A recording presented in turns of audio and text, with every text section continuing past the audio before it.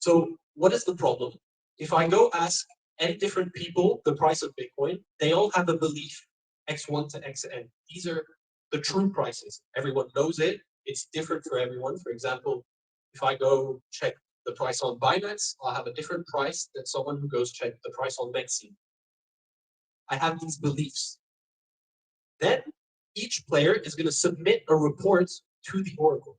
The problem is the Oracle only has access to the reports, not to the beliefs, which means that if some people have lied, I'm going to have to use this false data to take to have a conclusion on what the price actually is. So everyone has report Y1 to Yn. What does this mean? Is that a good Oracle should incentivize everyone to give a Y that is equal to X. My report should be what I believe. Even if my belief might be wrong, for example, I went to get the price on an exchange with very low liquidity, then as long as I'm honest, that's what a good Oracle should be. So let's take a very simple example.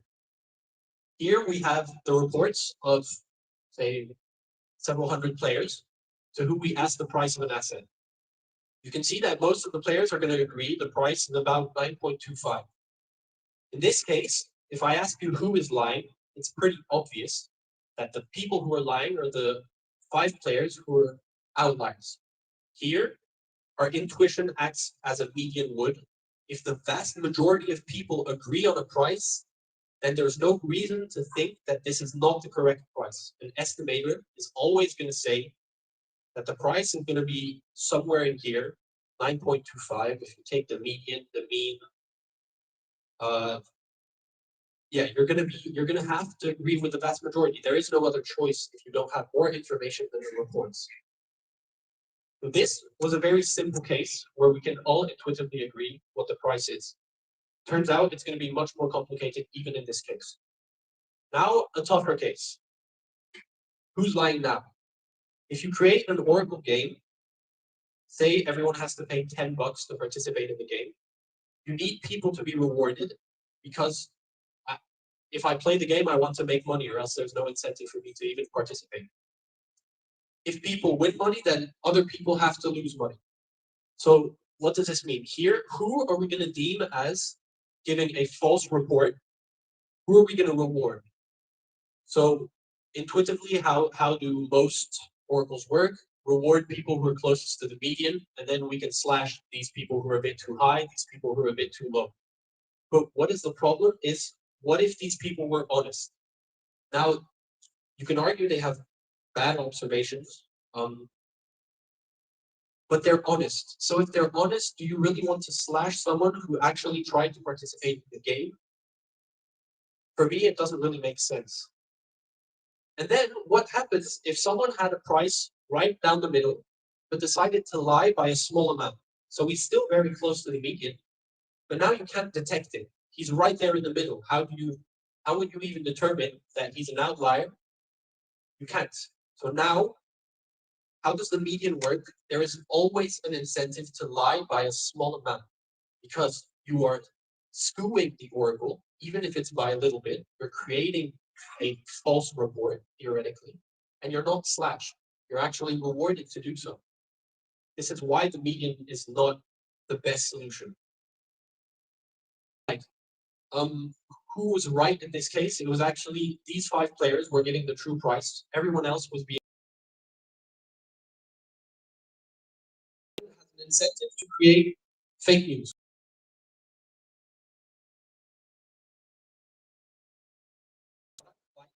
Is for you guys to report the price you believe is the price you were going to report minus about $0.5.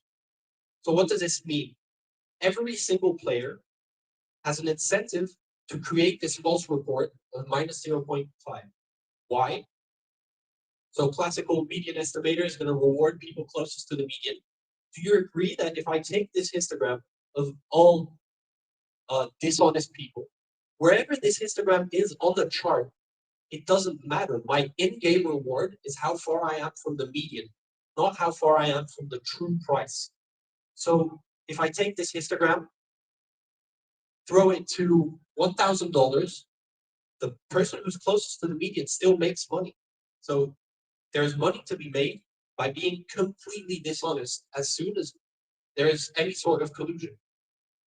So the median rewards people based on how close they are to the majority, not how close they are from the true price.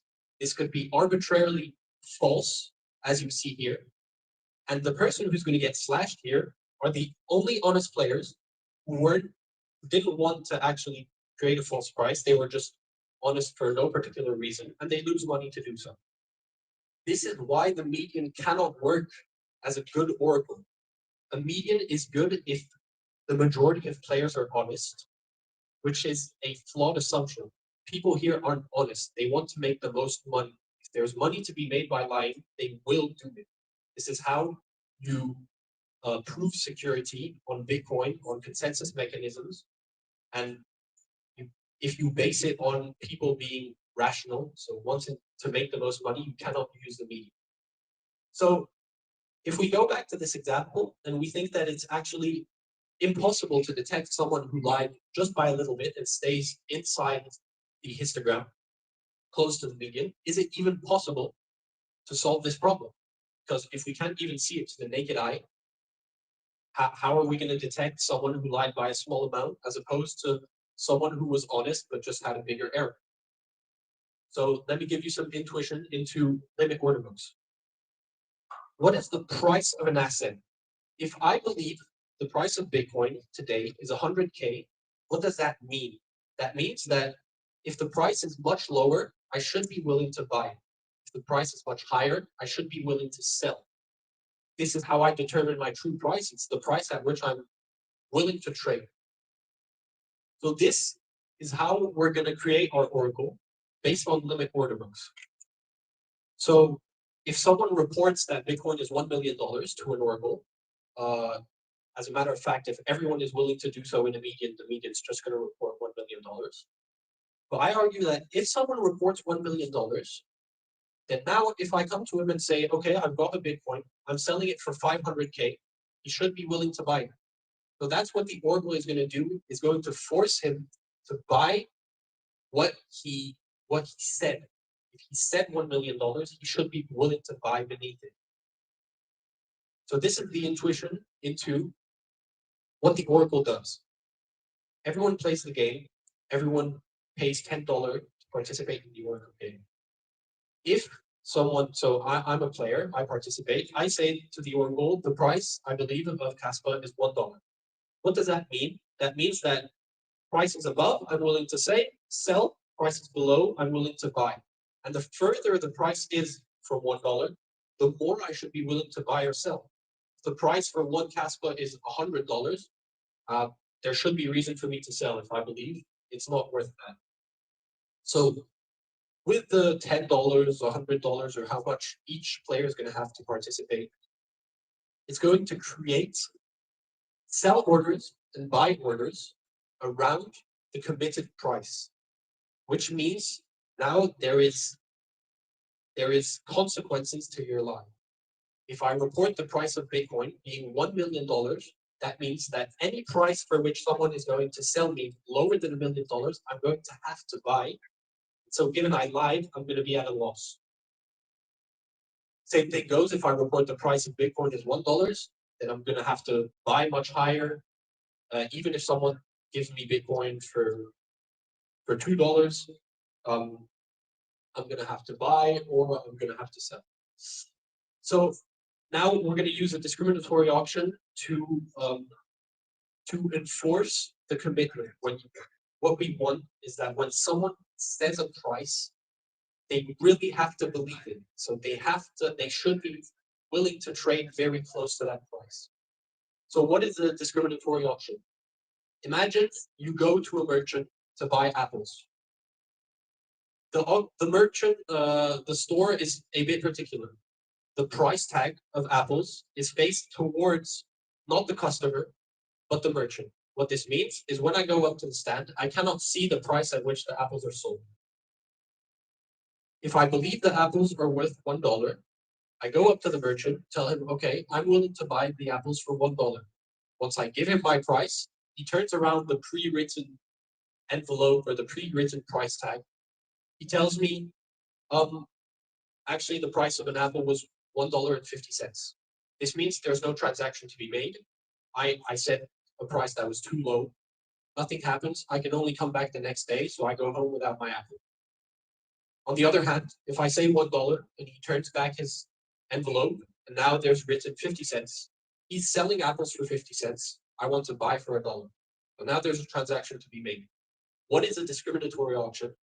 It means that I'm going to pay $1 for the apple and the merchant receives 50 cents. And the 50 cents difference are either thrown away, given to the government, to the Oracle mechanism, wherever you want, but go neither to the customer, neither to the merchant.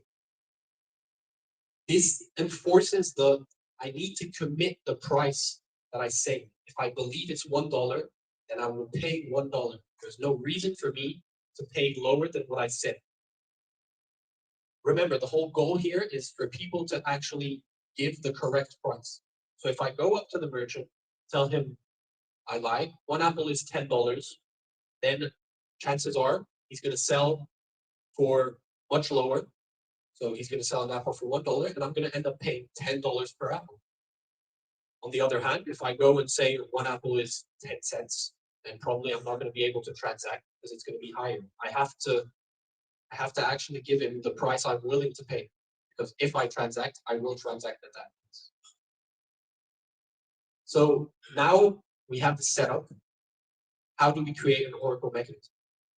Imagine a game where there's 100 players participating each day. Each player is a merchant. They all have their apple stock. So they all have apples, they all have their stack. However, going back to the intuition we were trying to give before, when I have my envelope, so at the start of the day, I'll write $1 on my envelope, which means that the prices of my apple, if someone wants to come buy them, is $1 or more. What this means is I am now forced to act as a merchant, but also as a customer. If someone is selling apples for less than $1, I should be willing to buy them, because that means I can take those apples, put them at my store, and sell them at a profit. If someone is buying for 10 cents, I should be willing to buy all his apples, because I'm going to sell for more. So now, two things. First scenario, I lie. I write $10 per apple. What happens is that every other merchant is going to come to my store and say, okay, I'm selling apples for $1. That should be a steal for me because I believe it's $10. So I'm going to buy everyone's apples. However, now I'm selling my apples for $10. Nobody's going to buy them. I have made a huge loss because I lied. The price was not $10 and I knew it. I bought everyone else's stock because I was forced to, not because I didn't, not because I wanted to, because I was forced to. Same thing. What happens if I say the price of an apple is 10 cents, whereas everyone else believes it's $1? Then I can sell all my apples at 10 cents, but I've lied. I was trying to lowball everyone, but turns out that no one's going to buy my apples at 10 cents. No one is going to sell. I'm going to have to give my apples to everyone else because I gave a false price. It was too low. So there's no incentive to be too high, because if I'm too high, I'm going to be forced to buy at very high prices. If I say Bitcoin is $1 million, probably going to buy everyone else's. And even if someone was also lying with me and said Bitcoin is 500K, I'm going to have to buy from this guy. So the incentive now is to be honest. If I lie by being too high, then I'm going to have buy orders above the true price. If I'm too low, I'll have sell orders beneath the true price. I'm at a loss. The incentive is to be honest. What this means is we've created at least a property that no Oracle currently have, which is that my optimal strategy is to be honest when I report a price. Now, there's going to be a lot of things to take into account, namely the buy and sell curve. Do we want it to be linear? Do we want it to be more aggressive? And this is going to play a role in the strategies of the players. So that is the intuition into how to solve the Oracle problem. You don't use a median where everyone is rewarded based on a false belief that the price is where what the majority says. It's actually a limit order book. At the limit order book, the price, do we agree that if there was one big limit order book, just like in traditional finance, there would be no need for an order? Everyone would agree on the price, because if they disagree, they should just buy and sell and move the price up or down. So this is the intuition we're trying to recreate in DeFi, which is people committing to their prices so that they report honestly. So this is currently the model I'm working on. Now there's a lot of proofs, because we want to prove that there is no better strategy than to be honest. And then we'll be able to determine if the Oracle actually reports the honest price. So yeah, thank you very much. I hope it was clear enough as to why Oracles don't work.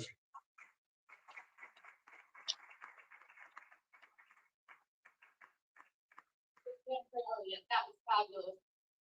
Thank you for taking that deep dive into Oracles on Kaspa. Up next, we have Pavel at 10:45. So you have a few minutes to check out the visualize Kaspa-inspired art exhibit. We also have Texas Hold'em poker by Web3, in addition to all our vendors. So see you all at 10:45.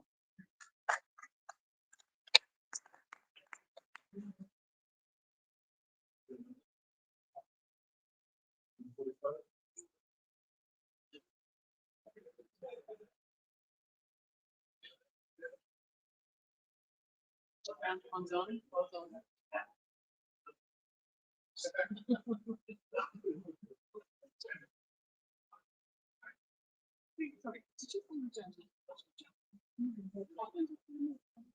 That was a good question. Because I asked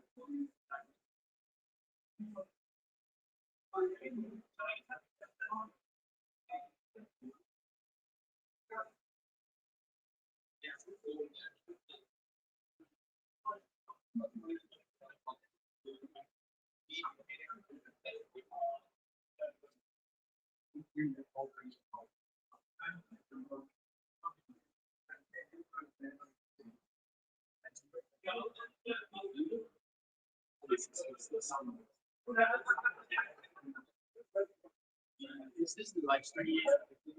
Right now, yeah. So you have any links? The link to share? Yeah.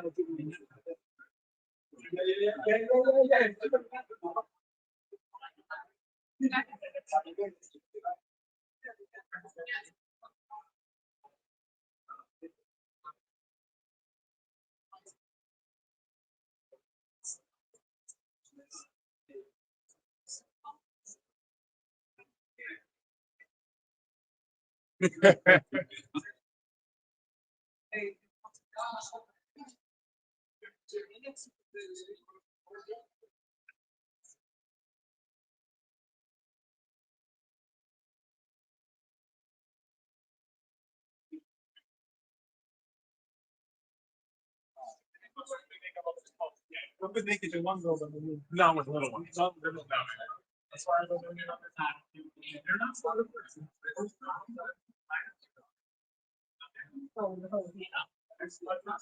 Different kind of.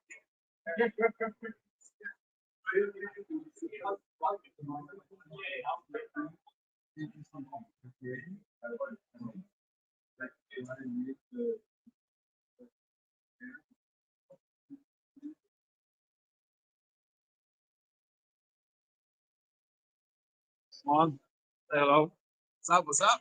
How you doing? You joining? Absolutely. Great. Yeah. Just get started. Great. Definitely. Talk to you.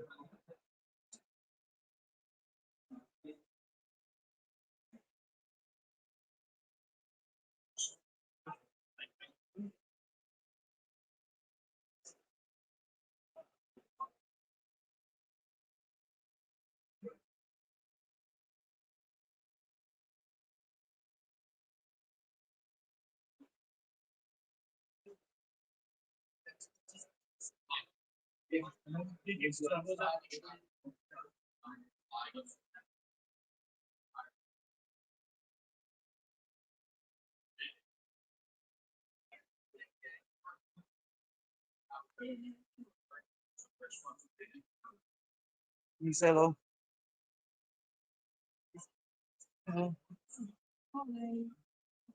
Take a break and be back, okay?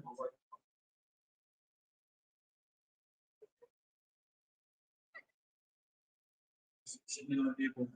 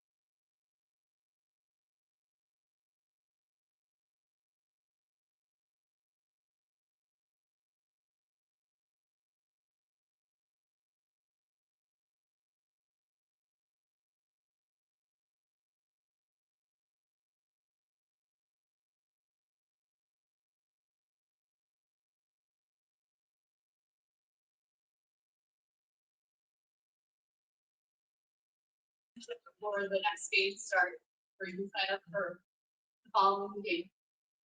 Next up, we have Pavel. He is the Igra Labs co-founder.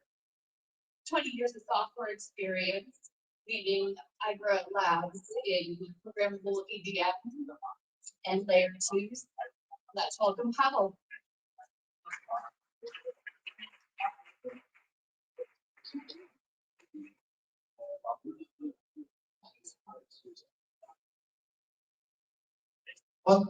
Okay, nice. I mean, I'm competing with the Texas Hold'em tournament out there, so I don't have any expectations. Right. Okay. Yeah, Amsterdam, but leisure spaces, sports, and slots. How's everybody doing? Okay. How many people here actually from Berlin? Nice. Okay, so thank you for coming. Thank you for flying here. It's really appreciated. It's a great conference. Huge thanks to Ashton and his team for organizing this. It's really like the radio and the way it's organized. It's yeah, it's nice to see. Well, I'm Pavel from Igra Labs, and I want to tell you a little bit about Igra Network. What is it? Why we're doing it? Where we are? What's the status? And what's the future holds for us? We know. Before I start, how many of you know what actually Kaspa is? Great. So I don't have to explain this. Great. But let's start from why we're here, why at least I'm here. I came to this industry in 2017 after working for more than 15 years in Web2. So I was excited and still excited about the idea of decentralization. And if you go to our website and see our manifesto, you will see that first and foremost thing we mentioned is about decentralization. We believe that this property is unique for our industry and we should keep doing this.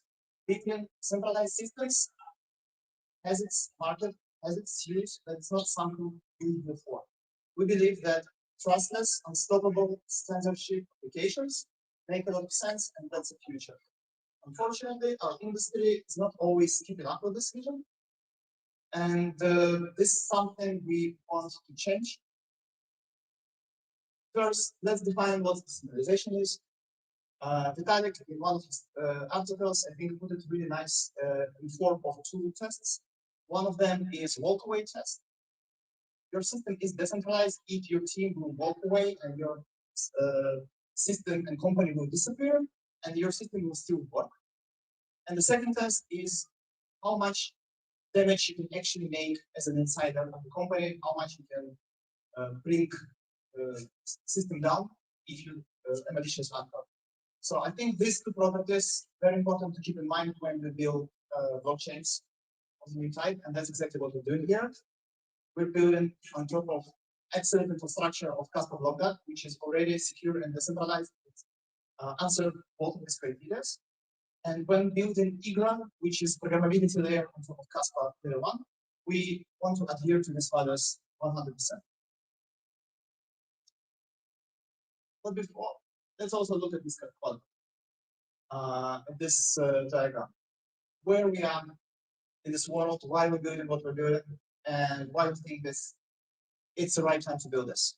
So here you can see 4 quadrants by decentralization and performance. This quadrant, slow and centralized system, it's irrelevant. That's why it's empty. Luckily, no one is building this in modern world. Nobody needs actually centralized and slow system. It's good because these systems are irrelevant. Then you have a quadrant where you have very decentralized but slow system, which is programmability on Bitcoin. There are several really interesting projects in this world, including Sept, for example, which is a roll up on top of Bitcoin. But unfortunately, performance is still not there in terms of throughput and finality. It's not a system which really can work for the real world applications. And then we have this quadrant with centralized but very performant systems. For example, Hyperliquid. It's a beautiful product. It's a great platform. People use it. It has its market. but it's not decentralized. It's controlled by one actor, and when company will go down, the whole system will go down with this, and liquidity will go down with this. It's not something. It's not interesting, to be honest. Same goes to Tempo. It's a recent blockchain.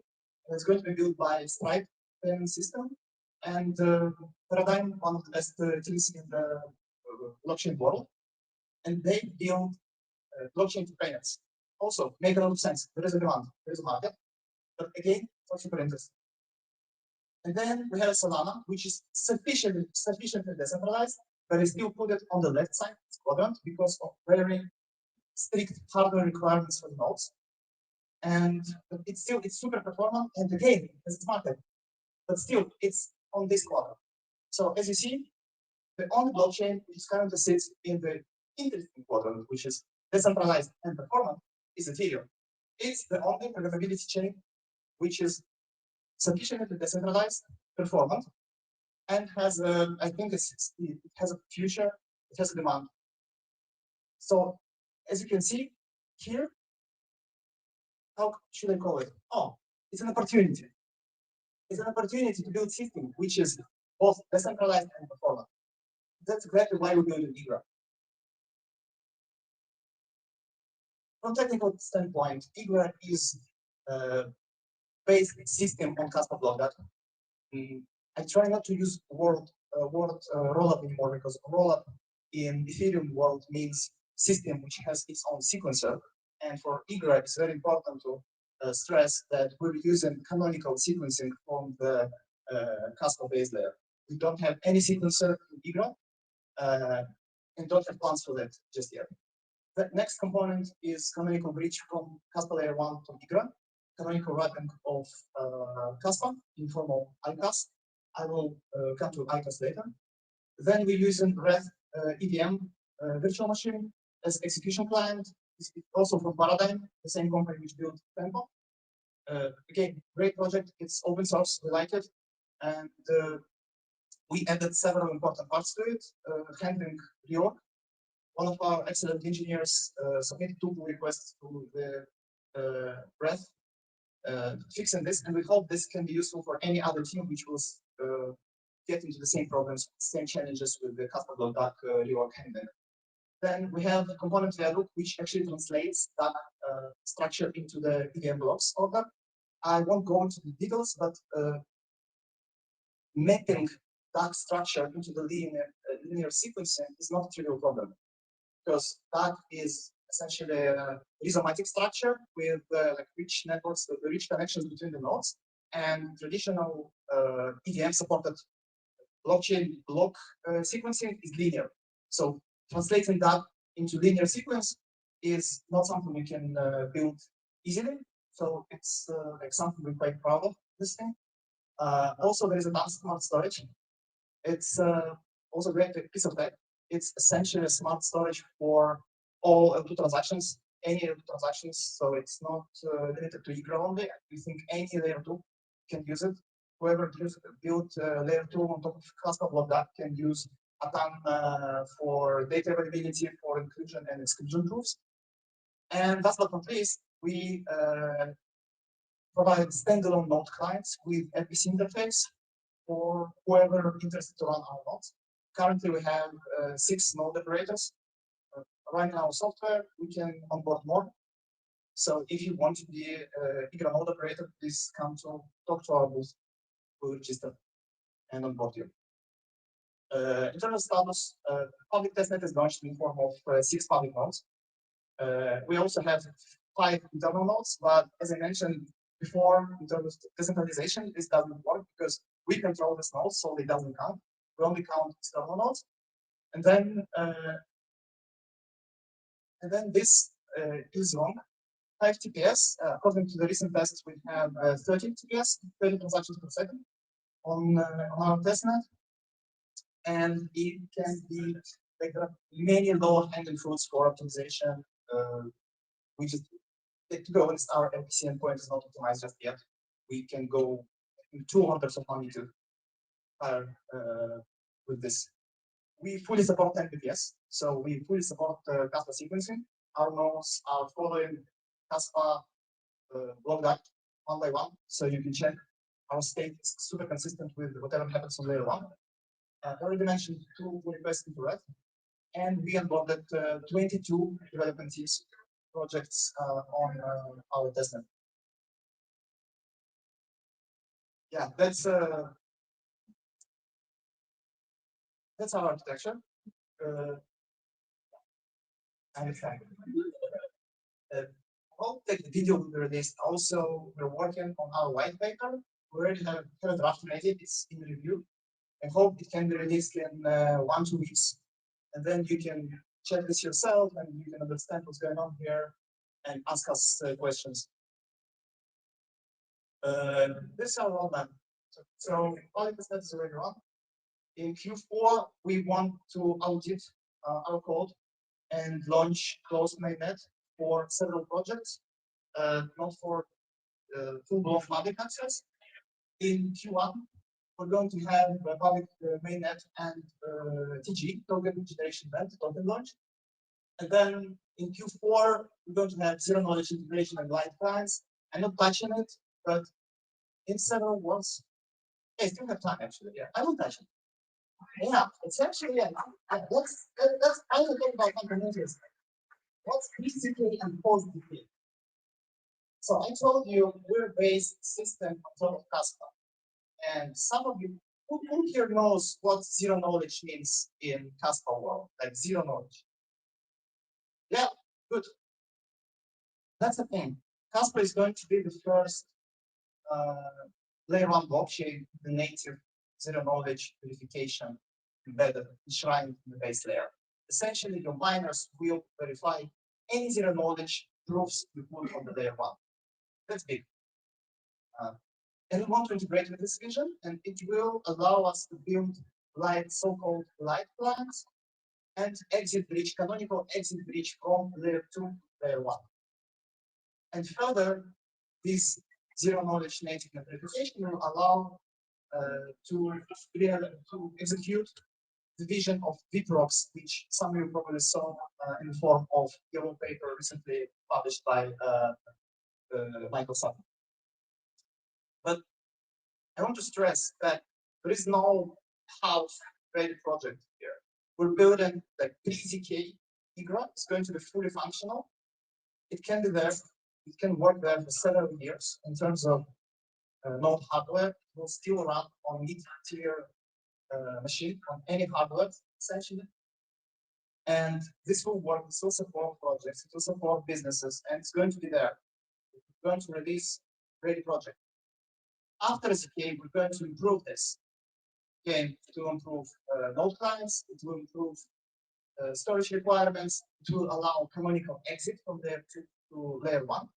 But still, this is an improvement. It's not like we're waiting for ZK to be fully functional. Zero knowledge is not required for us to be fully functional, decentralized, secure, and performant. And as always, this is my favorite slide. As I mentioned, we have 22 teams doing in Kaspa. Many of them are here. And all these great people we in contact with, we know them. We screen every team here. It's real people with real agendas. Unfortunately, we had an unpleasant case in the ecosystem with one team who essentially made a rug pull profile. We never spoke with them. This is why they're not on the slide. If you're on the slide, we kind of vouch you exist. It doesn't mean you cannot run. I recommend you don't. But still, at least these people we know and we think they real builders, and we have a great respect for them, because without these teams, without these projects, Igra won't succeed. Igra is just an infrastructure. Essentially, Igra is just electricity and water, but you have to build your own home, your own business, and connect to it, and bring your users and bring your usage to be successful. And we want you to succeed, but we cannot solve it for you. Right? Without projects, without protocols, our infrastructure is nothing. This is why this slide is the most important of the whole presentation. And I'm really happy to work with teams like Kaskad, for example, which has a great team and a great roadmap to implement. And we're happy to have them as our partners. Same goes to Kaspa.com and Zealous and KYO and many, many others. Castle, by the way, I just paid with Castle for my water. Well done, in one click. It's a really smooth experience. And now let's get to the burning question who everybody asks. When they talk about Igra, like they not always ask how you handle yours. They not always ask how you handle 10%. They don't ask what's the requirements for storage. They don't ask why your node is hanging every now and then. They don't ask why you rely on red. Red is not the thing. It's a very new, very flexible, but still it's not battle proven as yet. They don't ask these questions. Most of the people ask this question, and I have no problem answering it. We need it for execution. We need it to maintain network. We need it for security. We need it to pay provers moving forward. There are lots of use cases for token. Yes, most of the native tokens in the Ethereum layer 2 are useless. And most of the layer 2 blockchains in the modern world are useless as well. And our job, my responsibility, is to make sure that Igra as a token, as a blockchain, won't be useless. We need to make sure that this chain and this token brings a real value and real utility. That's it. In details, we use wrapped Kaspa, canonical Kaspa. Hello. I don't know how to run that, but it's a, yeah.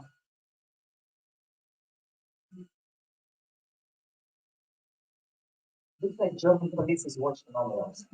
They should be afraid. Yes, the state should be afraid of its people. So we use an ICAS, which is wrapped by canonical bridge as a gas token. So we can pay LP fees, and this flows back to miners in form of miner fees. Also, it will be used for community exit bridge. Igra is used for securing the system in form of attester staking. It will be used for DAO because we aggressively moving into the DAO. We incorporated in Switzerland. Yeah, you stole the show, mate. It's my speech. I understand this moment is credit. We have a DAO, centralized autonomous organization, essentially in charge of fees, rewards, grants moving forward. This is why we incorporated as association Verein in Switzerland. And this is why we spend lots of time talking to the lawyers how exactly organize all this. I started with decentralization. And to be honest, decentralization doesn't make sense only as a cyberpunk vision. It's also make a lot of sense from a business perspective. To put it short and simple, in your system, when you build something on chain, you really don't want to be controller of other people's money because this makes you a financial organization. You will need a license, and that's really hard to obtain, especially here in Germany. So you don't want that. Decentralization is the key to that. You build a system which is sufficiently decentralized. You build it right, you audit the code, and then you actually distribute your responsibility between different stakeholders. And that's beautiful. This is why Ethereum is so successful. This is why Bitcoin is so successful. Because decentralization is not a dream.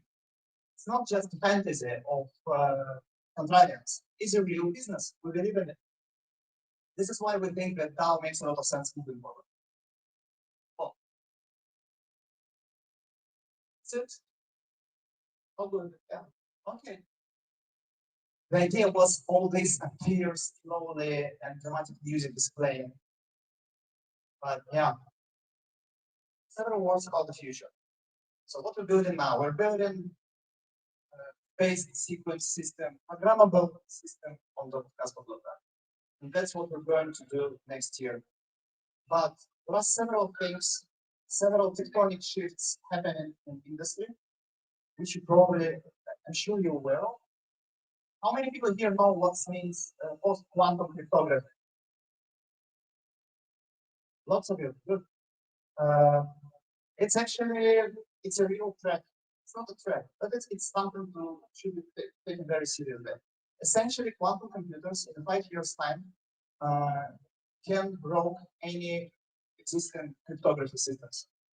And we believe that these systems million quantum computers will be first concentrated in the hands of big actors, medium governments, and big enforcement agencies. Means that in 5 years' time, most of the modern cryptography, including Bitcoin, Ethereum, all programmable chains, most of them will be vulnerable to these attacks. This is why currently we have undergoing research in Igra Labs about how to make Igra network post-quantum cryptography resilient. This is a big effort. It's also intervened with the Kaspa team developments because obviously our system can be resilient, but then since we have our sequencing from Kaspador.1, Kaspa also have to be resilient, right? So this two ongoing efforts. And yeah, we're thinking about this, we're ready to that. Second, it's sooner than 5 years. Our system will be able to accept any token as a gas payment. I mentioned Tempo blockchain for payments earlier. They have a great idea about using stable coins to pay for gas. It's really useful when we build payments because with all my love to Ethereum, having special token for the gas makes sometimes user adoption really, really hard. When I onboard people to Ethereum or Kaspa essentially, and I have to explain that you have to have also, you send this token to someone, but you also need this token to send this to someone. It's awkward, it's really breaks the user experience. So ability to pay for your gas in any token is essential in modern programmable systems. And then we will have gasless enshrined applications, meaning every application which is enshrined on Igra layer, on Igra base layer inside of our system in the form of precompile. Precompile is essentially a special code inside of our node client, which have a special treatment for this specific protocol. So for this enshrined apps, they will be gasless. So there are many use cases which super important for this, for which gasless experience is very important. You don't have to pay for interaction. This way you can have on-chain order books, setting your energy markets without any payments. That's very important for many projects which we're talking to. And last but not least, it recently dropped quite a yellow paper by Saad about epochs, made a lot of waves. So you guys probably heard about it. Who heard here about epochs? More people than about post-quantum security, you see? It's equally important. So VPROX is a vision about small and versatile programs which can be executed and then proved on the layer 1. Essentially, what we're building is one big VPROX. So we hope that these efforts we're doing will be fully aligned and will be helpful for the grand picture of things and can be used for the further implementations. So Igra will be first VPROC and the other VPROCs will follow, and they will be smaller and more performant, and then interoperability will come. And then finally we can build the proper digital trustless economy, dream which Satoshi Nakamoto formulated more than 15 years ago. So thanks everyone, and I think that next year, 2026, is going to be year of programmability of Kaspa layer 1.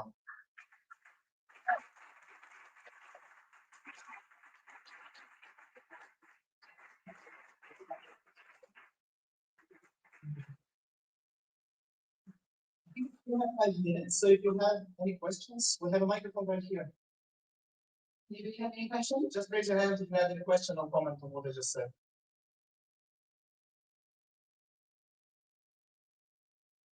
Pick up.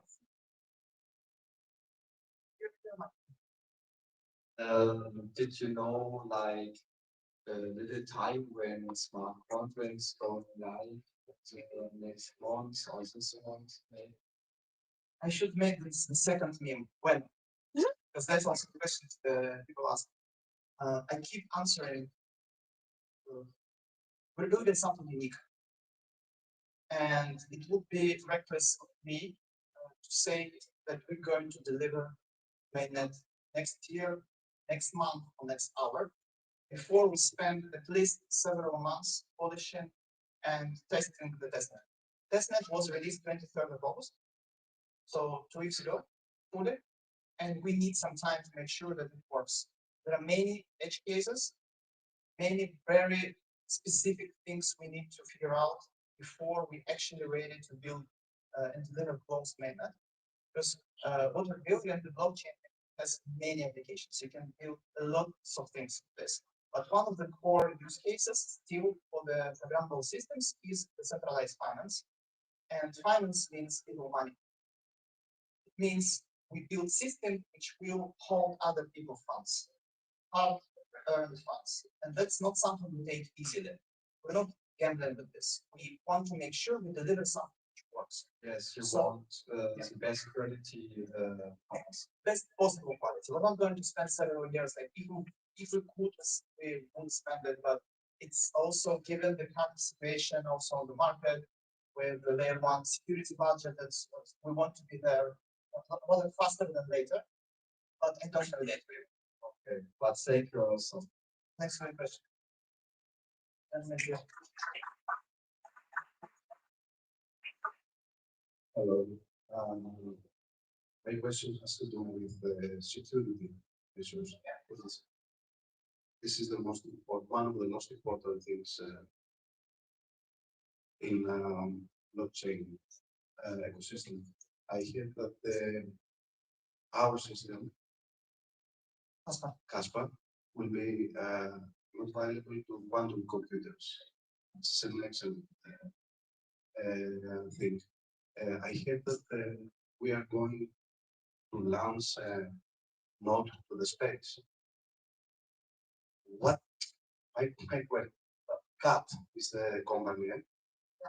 K.A.T. Yeah, yeah. That's very interesting. This is very interesting, and from a lot of reasons.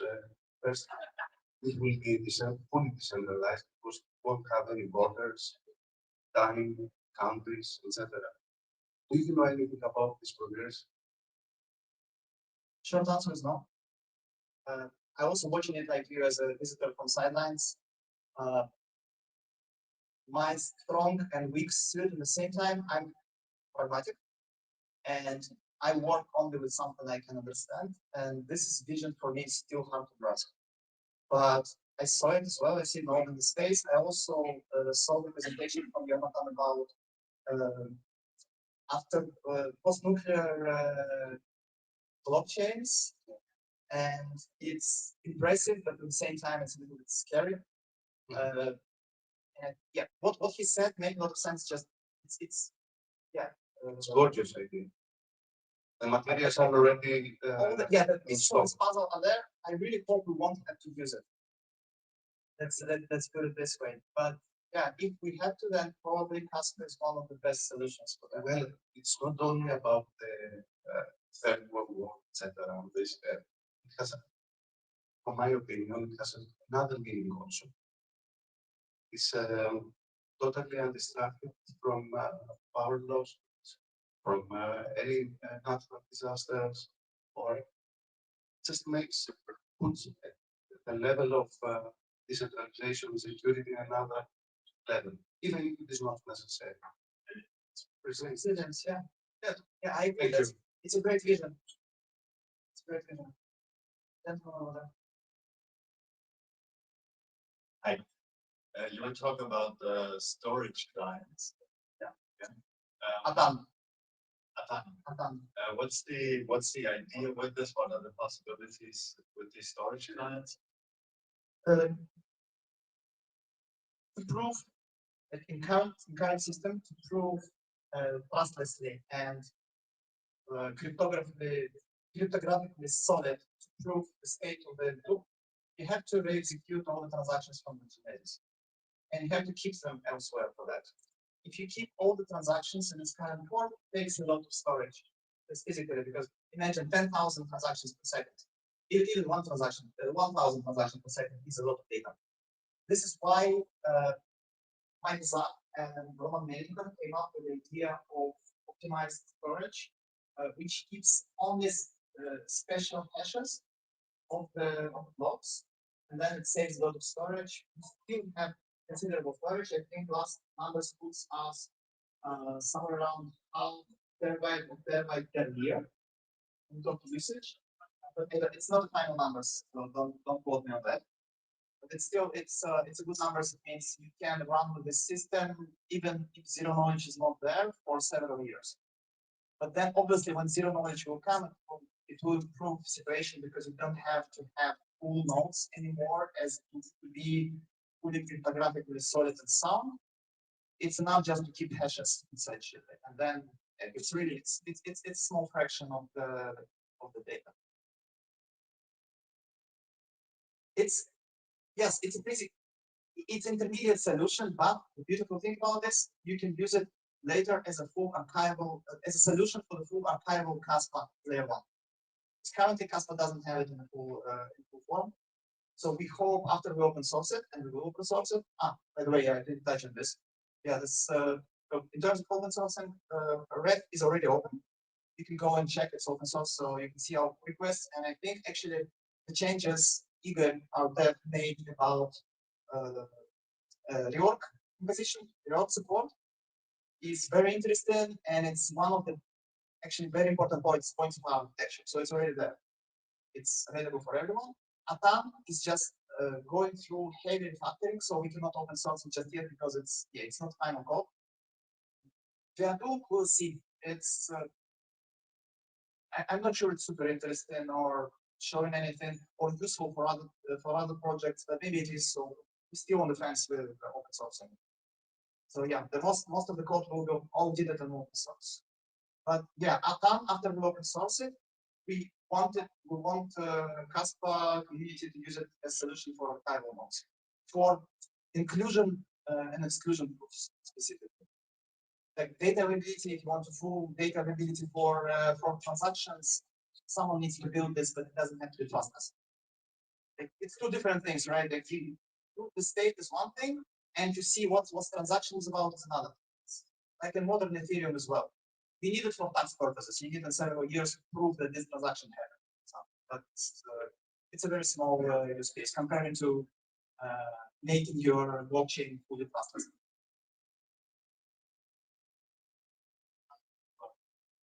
Yes. Yeah. Yeah. Atom will be there for a long time, or at least a part of the bigger picture. You have time for one more question? Yeah, one more question, please.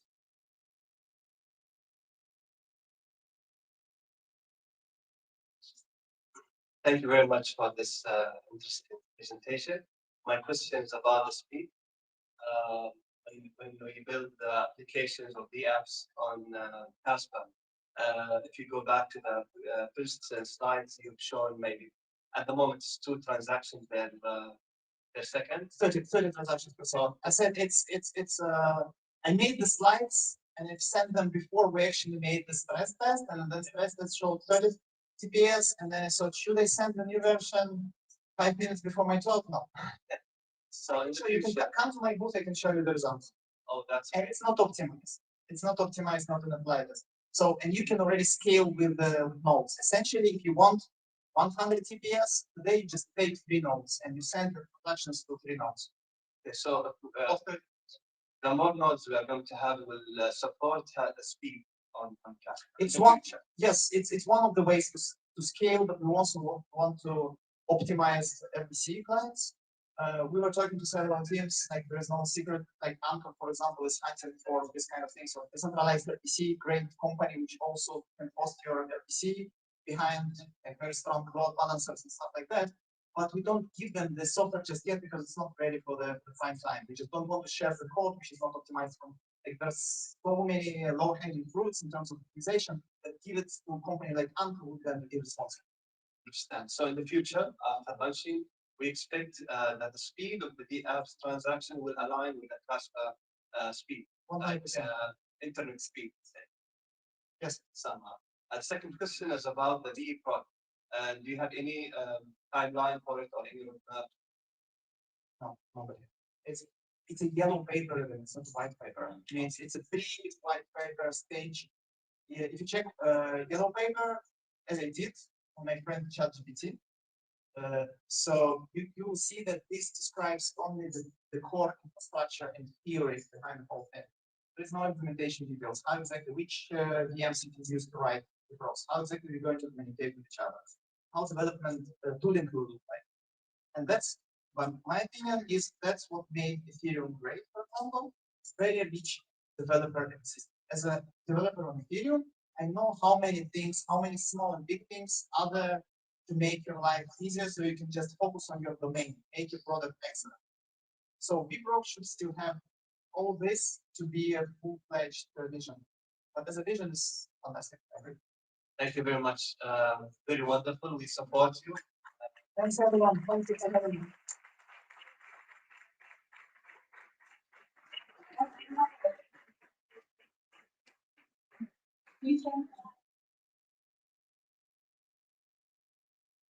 We have a few minutes before Kaspador goes on for Casplex.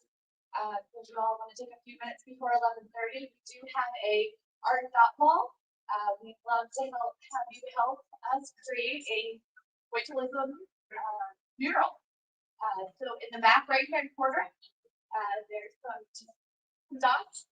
Just place them on the wall. They are numbered to correspond. Check it out. Thanks everybody. See you at 11:30.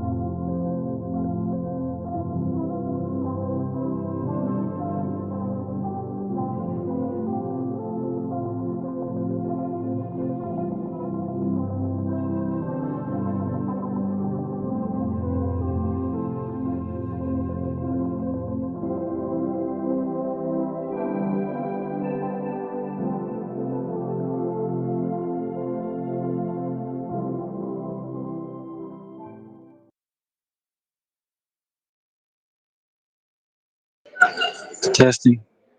Can you guys hear me on this? I've got a different microphone.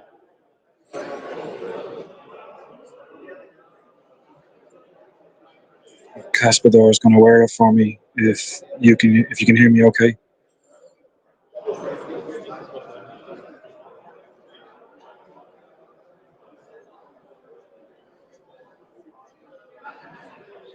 Can anybody hear me?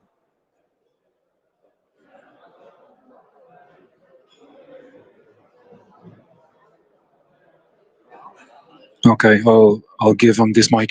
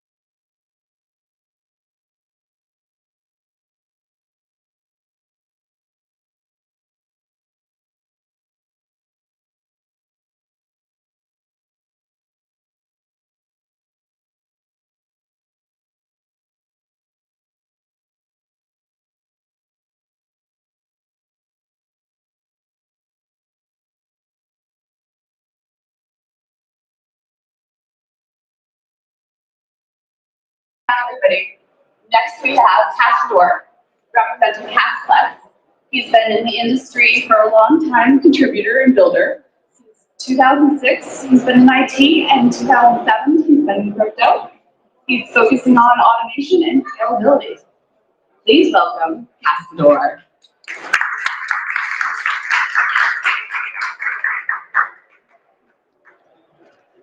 Hi, everyone.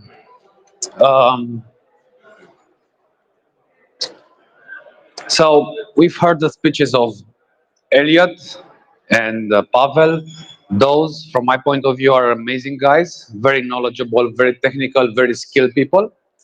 And the bar is set very high, right? And obviously, I'm not a technical or let's say a developer person. I do tend to vibe code and play along with everything. But today, we'll talk about Casplex. So there is no, or I should make a clear distinction between what is Casplex, who is behind Casplex, if it's there any connection with Kaspa, and basically today's agenda is about what we've built, what we are building, and what is to be expected. I believe that what we already built shows proof of our capabilities, and it already reached Kaspa ecosystem. So one of the discussions around Kasplex was who's behind Kasplex, who are the developers, how big is the team, if they are well known, if they are KYC'd, so on and so forth. Kasplex is a non-profit organization funded entirely by K.A.T, which is Kaspa Ecosystem Foundation. Kasplex doesn't follow and doesn't need to raise any money. It's being 100% funded, as I was mentioning, by K.A.T. And the core figures of Kasplex, people that are, let's say, the most active on X and Telegram and everything, are Chris, who is the co-founder, and 5BB. And of course, me as a business developer for Kasplex, because my role with Kasplex is to represent them and to build partnerships and to somehow be the bridge between the technical team and the community. Pass over the messages that what they are building, what we are building, in a form that is well understood or easily understood by the community. Of course,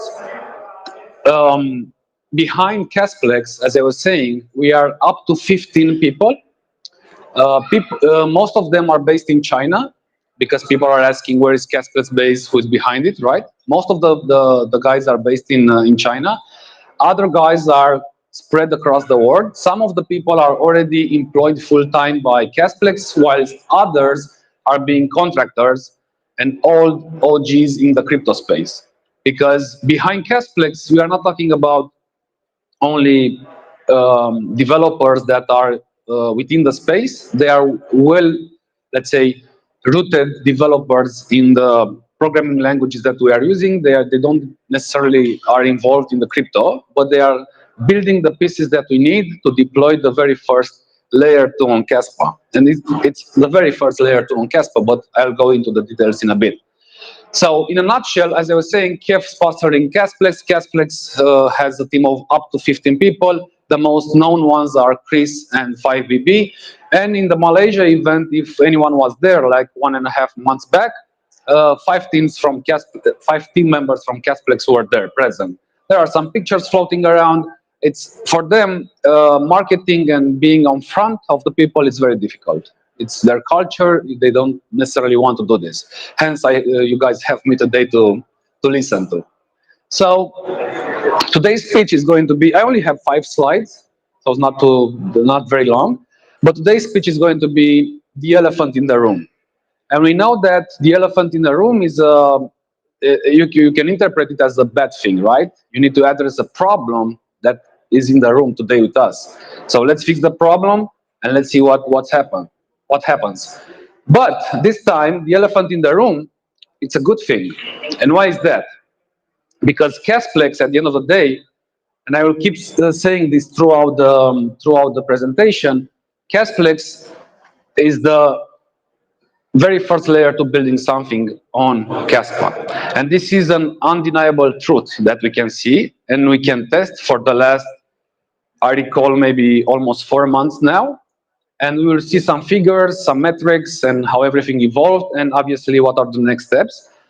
But today, the elephant in the room is not about something that is bad, it's about something that is very good, and is very good for the Kaspa ecosystem, as I'm going to explain in a bit. So let's talk about something, and I hate doing this. I don't, usually when I interact with the public, I hate putting the public doing some things. But I have one simple question, and I do expect your honest response to it by just raising your hand, and that's the only interaction. Do you believe, without knowing anything, or by reading whatever is listed there, that KRC20, the KRC20, let me do a short step back because I assume everyone knows what KRC20 is, but maybe that's not correct. KRC20 is a data inscription protocol that has been built and deployed on Kaspa last year in September, so 1 year back. Basically allows you to insert arbitrary data within the Kaspa network, and with some limited OP codes. I think there are like 7 OP codes that you can use in the KRC20. So my question to everyone here who would obviously like to answer is, if you believe KRC20 was a success or a failure. If it was a success, please raise your hand. If it was a failure, leave your hand down. Okay, so we have a few people believing that KRC20 was a success. Now, this wasn't a tricky question, right? It's the perception of the users, the community, right? How everyone feels. How do you define success? Do you define success by the amount of money I made as a community member, by the volume of transactions that happened on Kaspa, by the acknowledgement of what Kaspa is outside of our crypto bubble? How do you define success? Obviously, if you define it by your own standards, which is totally fine, this means that it has been a success or a failure. But if we define it, and I was rehearsing this yesterday with Ashton, and I totally forgot something to say at the beginning, but I will do it at the end. I was rehearsing yesterday with Ashton and the team here. I was like, if I put my biased hat, because I'm representing Casplex, if I put my biased hat, I would say it was a tremendous success. Some will agree, some will disagree. If I throw away my hat and I'm putting the community hat, right, I'm going to say, was it a success? For me, personally, it wasn't. Why? Because I made no money. Why? Because I didn't have time to work on it, right? Now, if I put my other hat, which is the, let's say, the degen of the community, it was a tremendous success as well. So defining success is based on everyone's feeling and metrics. But if we are talking about metrics today, let's see what KRC20 brought. And again, today's speech is about what we've built, what we are building, and what is to be expected in the near term and future term as well. So KRC20 brought 2,000 plus tokens. You will say big, small, again, depends. It brought 110 million transactions on Kaspa. And I'm talking here about real life transactions, because when you are entering debates, I wouldn't call them war, but when you are entering debates on X, you'll say people saying, you have scripts and you are just pushing and faking the transactions that Kaspa can handle. And thanks to the KRC20, Kaspa has been proven to be able to run and execute millions of transactions without any hiccup. And of course, we can do a step back with my previous question, if the KRC20 was a success or a failure. Without KRC20, we couldn't discover let's say, the issues that we had 1 year back. We didn't have the replace by fee mechanism, right? You couldn't fast track your transaction, not fast track, push it faster, right? We couldn't properly test in real life scenarios the throughput that Kaspa can handle. We couldn't test the mempool, we couldn't test anything, right? But with the KRC20, again, depending on which hat we are using, we managed to showcase to everyone that Kaspa can handle millions of transactions without taking a 1 millisecond issue, downtime, nothing, right? So KRC20 was the, let's say, the motive, not the motive, let's say the component that made this possible, right? Now, miners benefited immensely by KRC20. Not we, the protocol paid 100 plus million K.A.T to the miners. Of course, you had 1,000 to deploy, one K.A.T to mint. You had the fees, you have the tradings, you have back and forth, those generated fees on the network. So finally, Kaspa was being used as a peer-to-peer, right? Even if you had a KRC20 built on top of it, you are using the network as the sequencer and sending the transactions and everything, right? So I wanted to do a bad or maybe stupid joke when I wrote the 4 OP codes that are needed for the stable scions, right? So today, I'm not sure if everyone knows or if this is well known, if a stablecoin issuer wants to deploy their stablecoin, they can do it on the KRC20 via the 4 OP codes that that are mandatory needed. Burn, mint, lock, and another one, right? Then, the elephant in the room, the open source code, right? So KRC20 is fully open source. And for this reason, there were teams that basically were able to deploy their NFTs on top of Kaspa.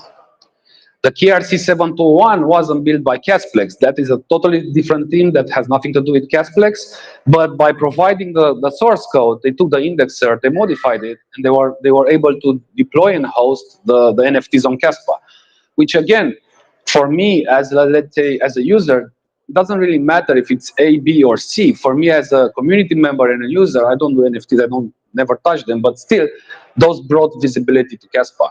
And people understood that on Kaspa, things are starting to move from, let's say, their standard DeFi or, let's say, user experience. You have NFTs, you have tokens, you can trade here and there. Of course, KRC20, as Kasplex, and as any other project out there, irrespective if you are talking about Bitcoin or anything else, nothing is perfect. No one is perfect. So, of course, we need to improve, and KRC20 was just the hit, the starting point of the journey that Casplex has on top of Kaspa. And through KRC20, we've managed, again, to bring acknowledgement, to show that Kaspa is stable, and to offer transparency so people can see what everything is executed, use the indexer, modify it. We have the KNS domains guys that built their own. We had the teams that build the NFTs.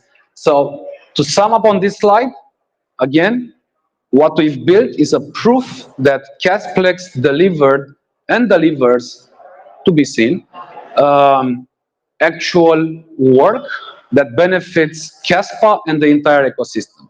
And for me, if I'm taking off my hat from being biased for Kasplex, and I throw it away, again, it doesn't matter. If I see more traction, it doesn't matter who builds it.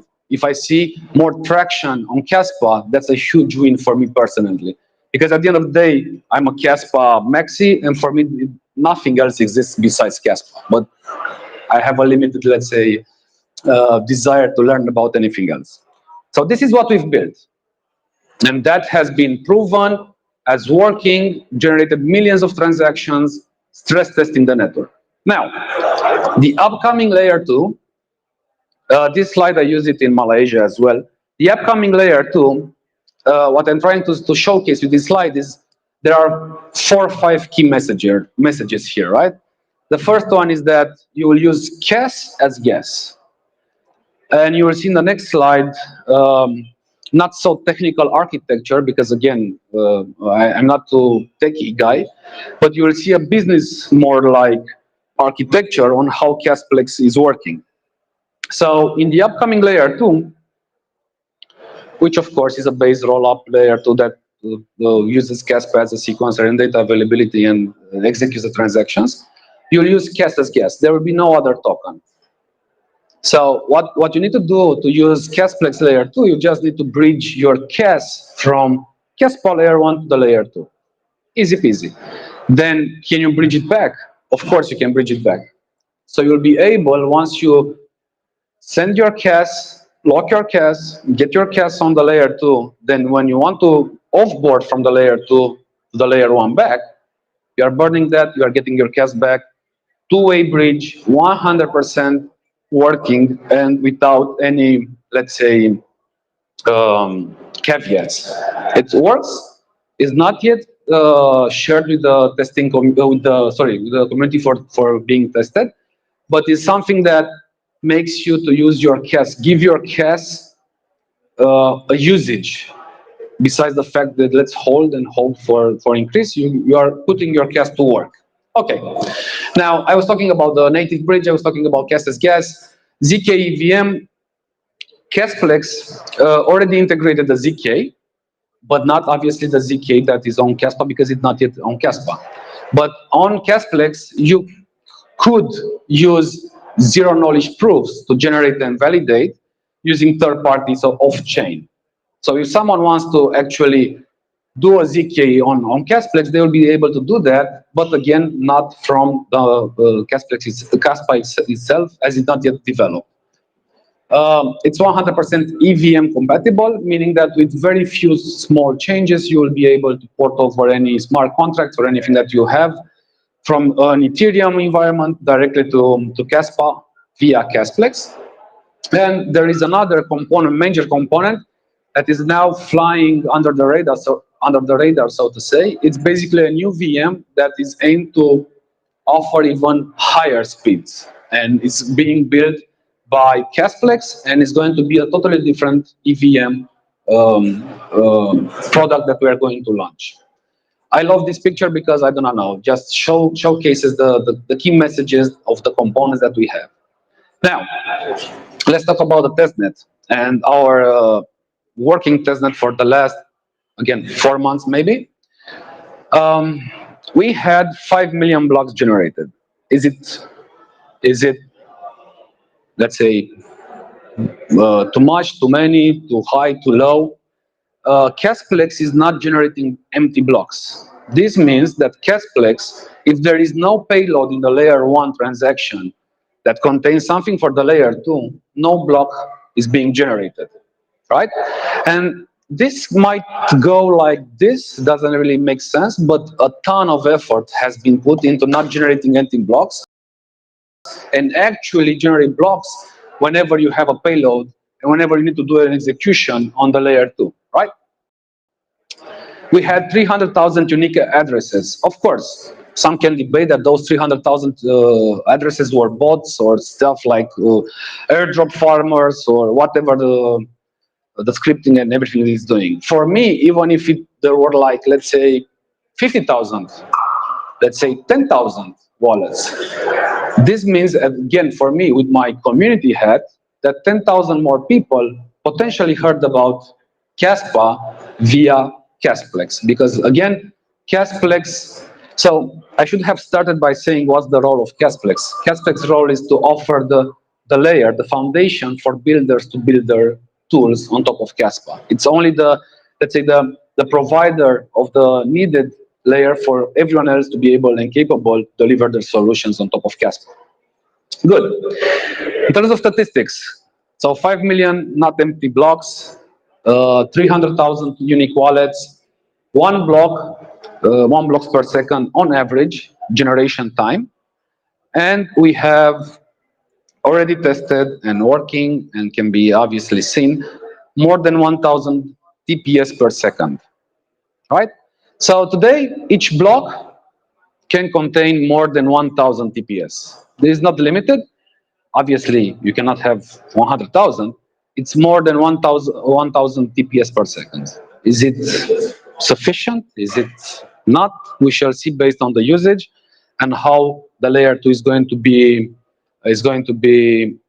perceived and used in the community. So as for my previous slide, I believe personally that the statistics for the layer 2 gives a sense of security, trust, and speed.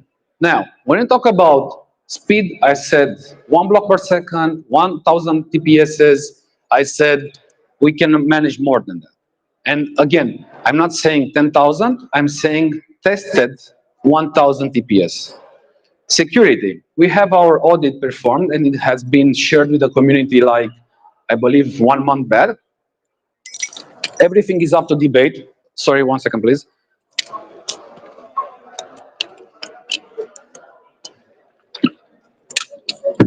So everything is up to debate, right? And you can find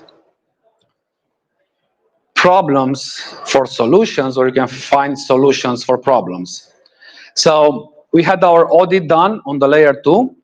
All other components, and I'm going to switch the slide in a bit and discuss a bit more of that business architecture.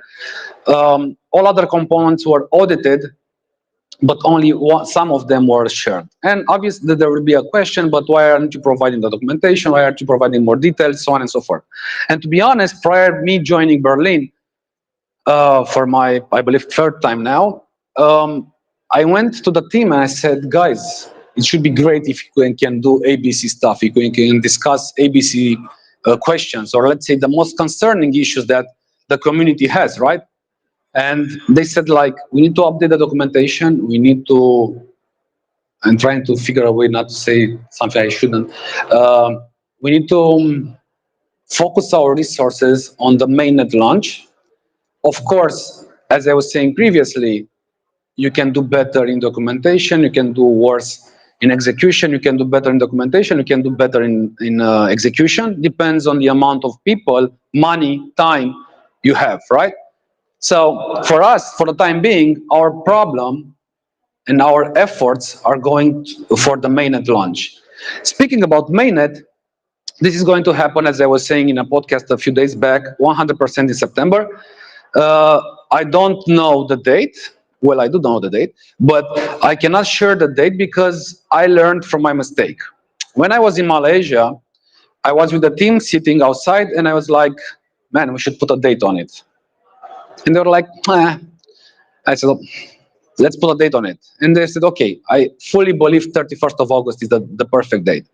However, life showed that it's not the perfect date, right?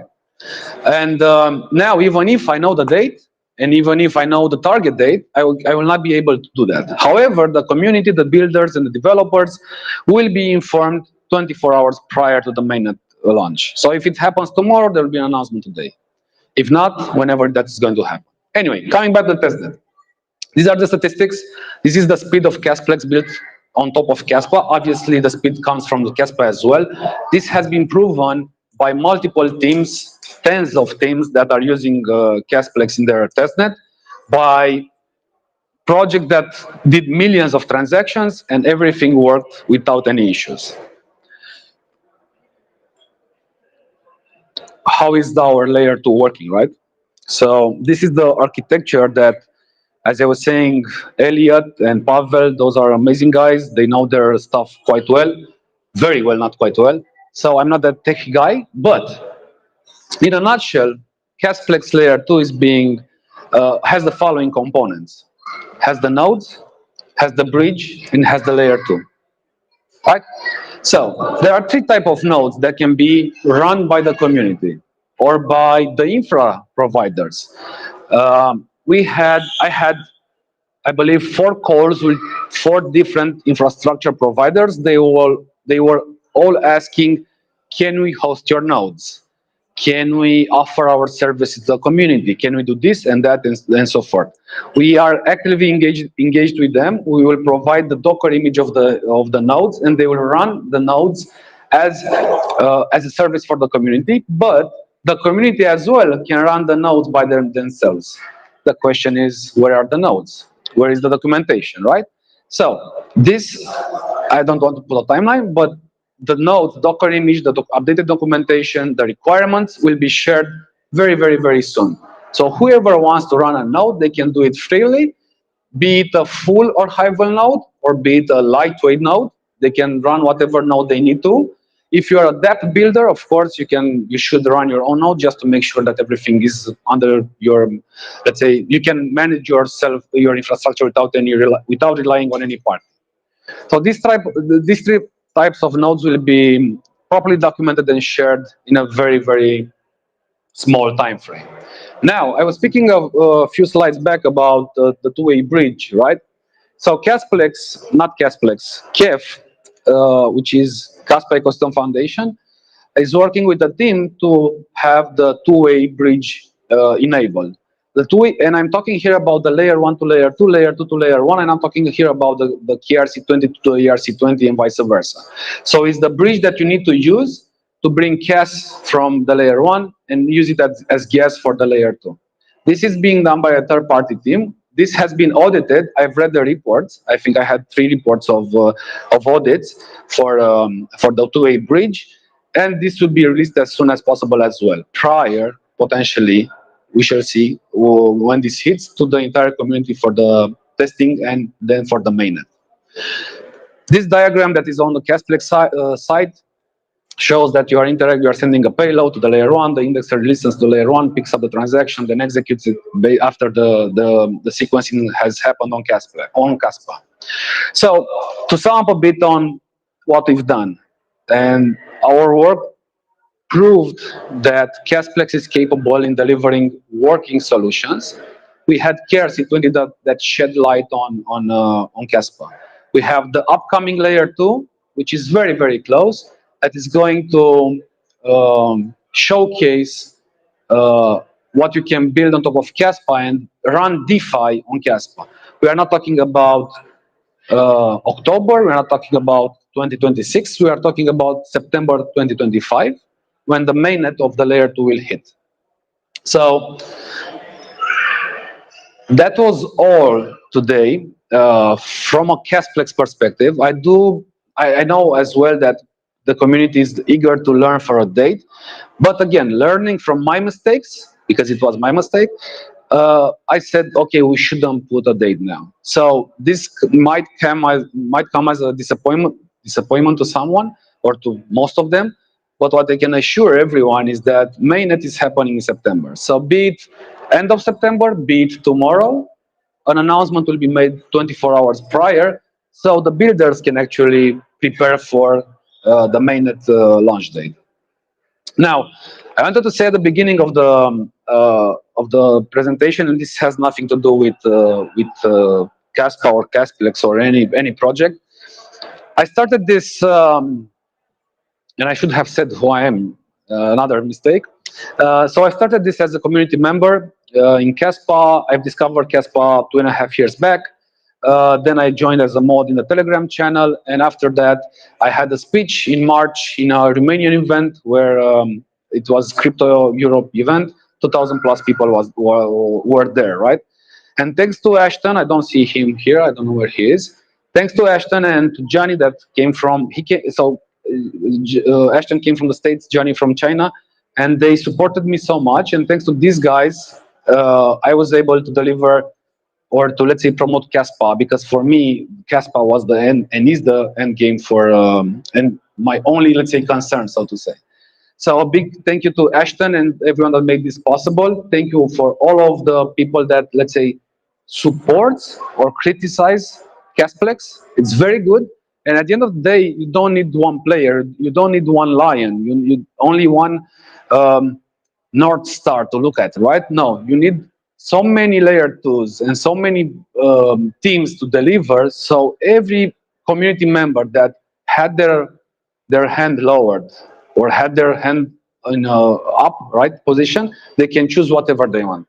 You can choose to use A team, B team, Z team, doesn't matter. What matters is that Kaspa is the underlying foundation offering this service, offering the infrastructure and capabilities for us and other teams to build. So I'm more than happy to answer questions. However, do note that, and this is something that I'm being heavily criticized, which is fine.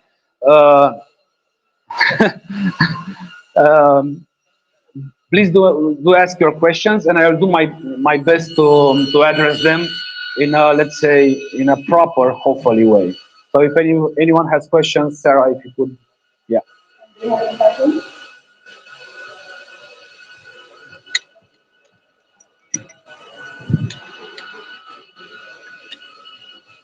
So I have a question about the rules. The community can community can run the nodes, why should any provider do that instead? That was a good question. Thank you. That was also something that I was asking the infrastructure providers, right? So imagine, how do you split the community?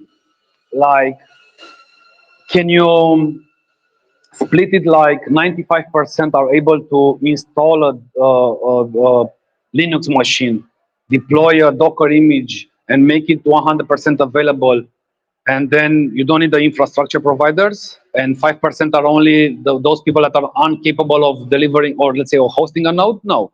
You have plenty of people that don't know how to do it. You have plenty of people that don't want to do it because of whatever reason, doesn't matter, being lazy, they don't care. And you have the people that want to just use something that is off the shelf. Let me connect to whatever infrastructure provider. I have the nodes, I connect to that, and that's that, right? But to cut it short, it's very easy. If you want to run your nodes, you are free to do so. Once we, again, issue the documentation and the image, if you want to go fetch some services from infra providers, you can do that. Me personally, I know how to run a node, I know how to have a VM and everything like that. However, when it comes to Ethereum and other chains, I choose to go to different providers because of whatever laziness I have. It's easier for me to pay $1, $2, $3, $10 than to spin up virtual machines and making sure that they are up and running. Hope this answers your question. Sorry. Okay. Thank you. Any other questions? Hi, I have two questions actually. The first, you answered Lemon. Sadly, no. Kann jemand übersetzen? Englisch, ja? Ja, super. Die Frage ist, wie sicher sind diese Smart Contract in Kaspa? Weil die letzte Zeit wurde eigene Smart Contract, die bei Sui gehackt und viele Leute haben diese verloren. Was die Frage ist, wie sicher sind die Smart Contract in Kaspa? Yeah. No. Nothing. I said yeah, like. So the question was how secure you think the smart contracts are. That's what because some SUI things were hacked lately, currently. So basically, can I trust to put all my savings onto the L2? You know, I 100% respect people that know how to speak, ask questions, and be human beings, right? So I'm saying this because this is one of the criticism, like, are you going to be responsible for if there is a failure, right? And can I put my life savings? Man, we have audit, we have battle tested and test netted for like 4 months. We believe everything is 100% state of the art. But then you have zero-day exploits, or you have something, a specific corner case that couldn't be catched by anyone, or you haven't been, let's say, reviewed by anyone. I cannot, and no one, what's sure in life is that we are, sorry for the drama, that we are going to die, but nothing else is sure, 100% sure, right? So I cannot tell anyone, put your life savings into any layer 2, into any layer 1, into nothing. You don't know what's going to happen tomorrow.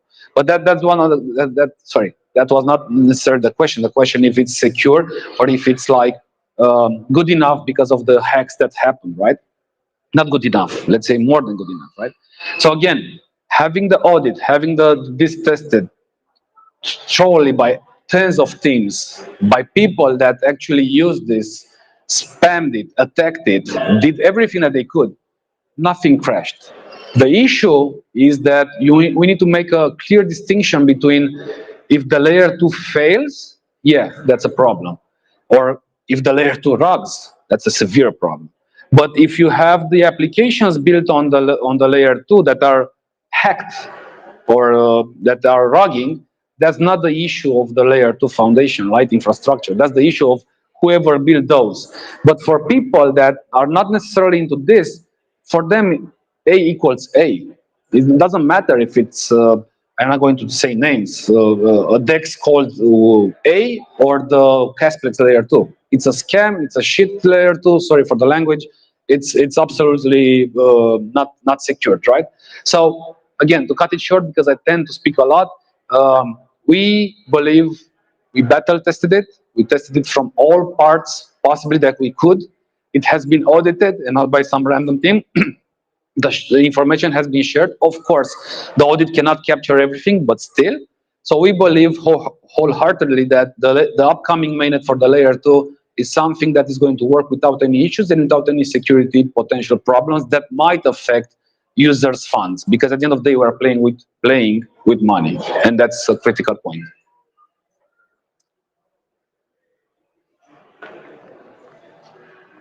I heard heavily with English, but I try to explain what we. If I'm not mistaken, Kasplex is a free smart contracts based on the business proof of work. And how do you see the future of smart contracts Kasplex on proof of work or Kaspa? How promising is it in your opinion? How do you see it will be accepted by Kaspa community or proof of stake community? Okay, thank you. Very good questions. And man, when I rehearsed this more anyway, when I was thinking about the speech today, because I don't have like notes of what I'm going to read and say, I totally forgot to mention, and this came up thanks to your questions, that Casplex. Because another question is, what will happen when we're going to have native smart contracts? Or when we are going to have vProgs, what is happening with Casplex? It's going to be thrown away to the garbage can because we have better and most, let's say, more optimized and better tools? No. Casplex is following, and some core team members from Casplex are in direct contact with the Kaspa core team member. If you open the R&D chat of Kaspa, you will see some Casplex developer there. Casplex is not just a step here, and then we have the when you have the vProgs, we are moving along. Casplex is integrating the vProgs and everything that is being built by Kaspa, the core team dev members, in the future releases and updates.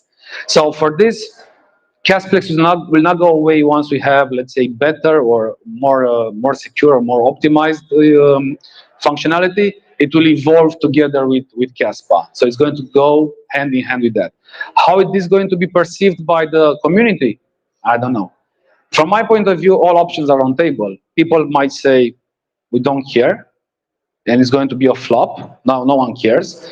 Maybe people will say, outstanding, let's ape in like tens of thousands of people on every other chain.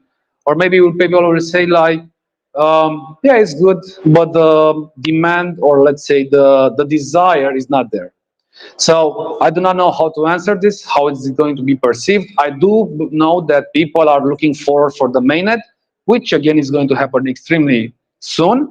And if they like it or not, no one is forced to do anything. So if you believe that Casplex is not for you, that's okay. You are not forced to use anything. If you believe that you need to wait for Casplex to open source, that's also okay. You don't need to use it from day one. If you want people to make sure that everything works, you can just hold. There's no rush in anything. Of course, there is a rush on degens that are trying to do whatever they want to do, but that we are talking about people that actually think of let's say, of the in-depth details of a new product. The proof of stakers you are asking, I have no clue, sorry, what those are.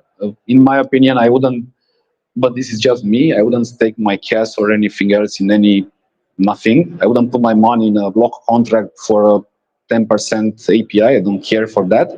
I want to have access to my money. I want to have security of my money. I want to have the money being in my pocket in a cold wallet. I don't touch anything, but that's just me, not Casplex. It's just my personal thought. Did I answer the question? Did you hate from proof of stake community or did you hate on Solana? No. So for me, I don't want to get you guys bored, but I heard of Bitcoin in 2011, and I disregarded for 6 years. I didn't care. Then, but my brother did anyway. But then when I learned about Ethereum, Solana, whatever, man, for me, it doesn't matter if it's Casplex, if it's Kaspa, Bitcoin. It means that the entire population of the world has now tools, and they can read more and more and more and more about being the boss of your own money. So I don't hate Solana, I don't hate Ethereum, I don't hate anyone. To be honest, I really don't hate anyone, irrespective of what people are saying. What I do trust and like is that each and every project is bringing more and more and more visibility to the outside bubble of crypto, that a different banking system exists and you can be the boss of your own money, right? Thank you.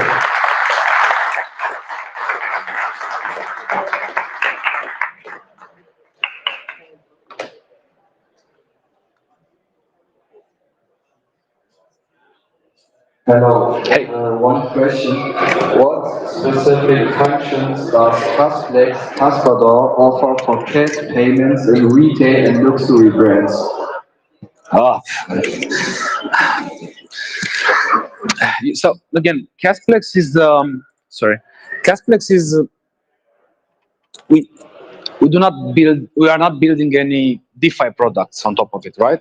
We are not coming and saying use our DEX, use our wallet, use our whatever. This is free for all to do whatever they want. Casplex is the plane that takes you from A to B. Wherever you want to fly, you can just use the plane. If you want to use Casplex for the luxury brands because you have an idea and you're going to build a product so unique that Chanel is going to upload, nice. Casplex doesn't have a target saying we want to address this brand or this segment or this population. No, Casplex is just the foundation on which whoever wants to do that can do it. We don't aim anything rather than offering the infrastructure needed. So unfortunately, I don't know how to answer more to that. But again, the key message here is that Casplex is just the foundation on which you can build. And the sky is the limit there. That means companies must know more from Kaspa that they can also do the side payments. Yeah, so I think I think I understand what you're saying. So, and this deviates a bit from Casplex to Kev. So, Casplex marketing, right? And marketing for retail. But what I know is that some big players are well aware of Kaspa, with or without marketing. They know the capabilities of Kaspa. They know the 10 blocks per second. They know the scalability. They know the security, the trilemma solving, so on and so forth, right? Yeah. So that is exactly done by the work that Mr. Jonathan, Mr. Sutton, and others did for Kaspa. Work speaks for itself. But then you have communities that are spreading the word. Then you have entities such as KEF or others like Kaspa Initiatives or KII, right? That are doing their job in promoting Kaspa. At the end of the day, it's just about, in my opinion, timing and patience, so the masses can hear about Kaspa. Okay, does that mean buy and wait? Um, everyone can do. No, everyone can do whatever they want. So, and one last thing from my side. Thank you so much. One last thing from my side before I stop. I don't know the time. Sorry. This has nothing to do with Kaspa, with Kasplex, with anything. This is just a personal message, and I'm taking this opportunity because this is being recorded. And sorry, just 2 more minutes. I think I'm taking this opportunity as a personal level. The issue is not the issue. My kid, whose name is David, right? He's 8 years old, and he has this severe, let's say, phobia of speaking in public. He was at school. He had the public speaking sections. For 1 year, he didn't say one word. So I'm taking this opportunity just to say that you should believe in yourself and follow your dreams, and trust that people will listen to you, and you will achieve great things. Thanks, everyone.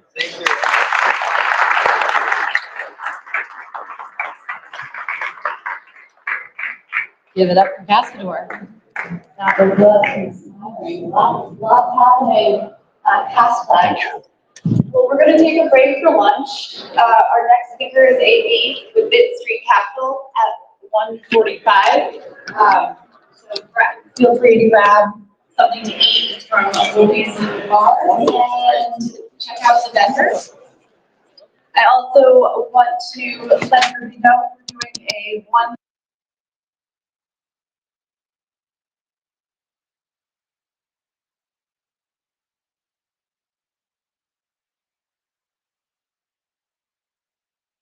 This is fabulous.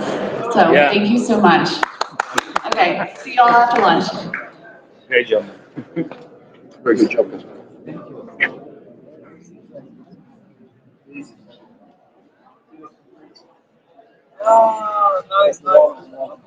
Okay, guys, lunchtime. I will do another walkthrough and we'll back on for the speakers, okay?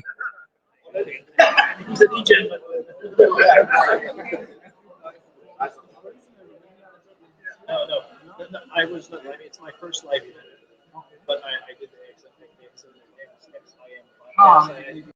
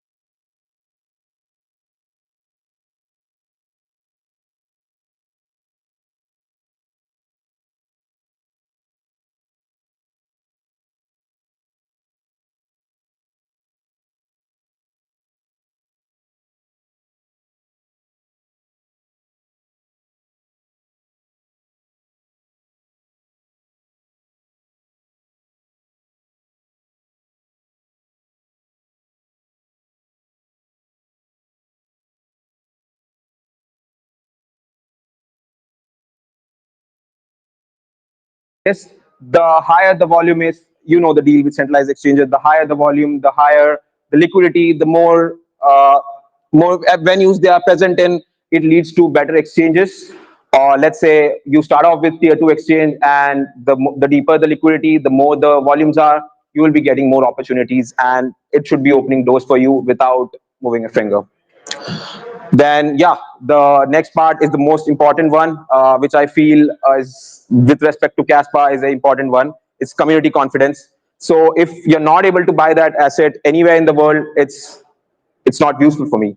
So you shouldn't be somewhere on DEX and not able to buy like $500 worth of it, but at the same time it should be deep in liquidity anywhere, everywhere that asset is present on, and doesn't matter how bad the exchange is, how horrible the experience is, it should be able to do the job.